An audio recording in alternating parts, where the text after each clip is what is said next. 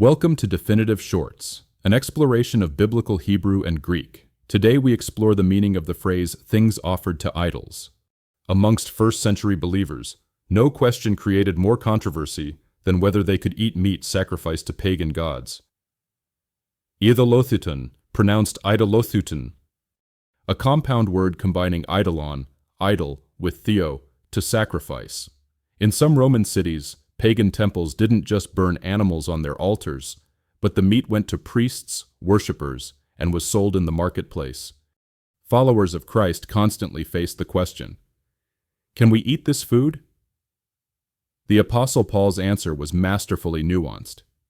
He acknowledged that idols are nothing, that there's only one true God, so the meat itself isn't spiritually contaminated.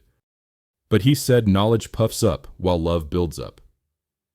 If eating idol meat causes a weaker believer to stumble, to violate their conscience, then love demands we abstain. Freedom in Christ is real, but it must be governed by sacrificial love for others.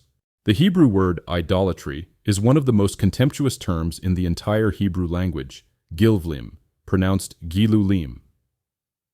This word appears 48 times in the Old Testament, 39 of them in Ezekiel. What makes it so harsh? The root is connected to gelel, which means dung or excrement. The prophets weren't just calling idols false gods.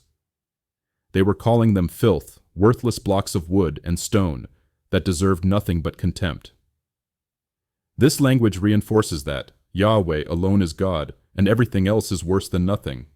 It's spiritually defiling refuse. The Greek word eidolon, pronounced eidolon, originally meant phantom or image. In pagan culture, these were sacred objects believed to house divine presence. Paul declares in 1 Corinthians 8 that an idol is nothing in the world. It has no real existence, no power, no divinity. Later, Paul adds a startling qualification. The things Gentiles sacrifice, they sacrifice to demons, not to God. Here's the paradox. Idols themselves are nothing, but idol worship opens doors to demonic spiritual forces. The Apostle John ends his first epistle with the abrupt command, "Little children, keep yourselves from idols."